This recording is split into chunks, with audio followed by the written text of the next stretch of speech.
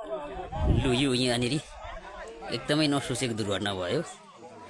काठमाडौँबाट 2 नम्बर वडा केब्लासोडी 2 नम्बर वडा बालाबेसीमा चाहिँ यहाँनिर लास लिएर आएको हेलिकप्टर चाहिँ यहाँनिर बस्ने क्रममा मान्छेहरू निस्किसकेको र अलिकति सार्ने क्रममा चाहिँ हेलिकप्टर यहाँ पल्टिएर चाहिँ दुर्घटना भएको छ। यहाँ तल्लो तालबाट यहाँ माथिल्लो तालमा हेलिकप्टर चाहिँ दुर्घटनामा परेको छ, आइपुगेको छ।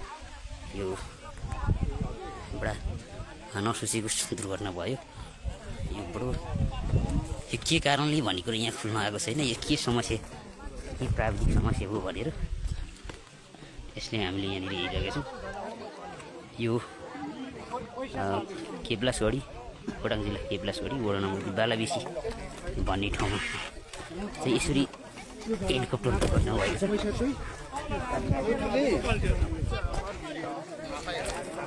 तपाईँलाई म यहाँ प्रत्यक्ष देखाउन सक्छु। हेलिकप्टर यहाँ छेदविच्छेद भएको छ, टुक्रा टुक्रा भएको छ। तपाईँले देख्न सक्नुहुन्छ यहाँ मान्छेहरू मानवीय क्षति भने यहाँनिर भएको छैन भन्ने कुराहरू आएको छ। यहाँ एकजनालाई चाहिँ केही घाइते हुनुभएको छ भन्ने कुराहरू छ। लाइभ प्रत्यक्ष प्रसारमा चाहिँ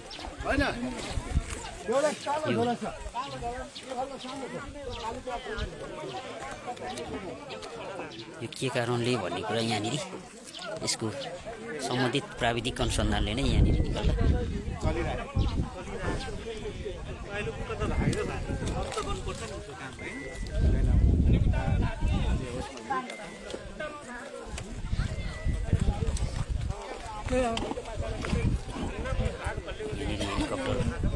हेलिकप्टर यहाँ छेद अवस्थामा छ। यहाँनिर केही बाँकी रहेन, टुक्रा टुक्रा भएको छ सबै।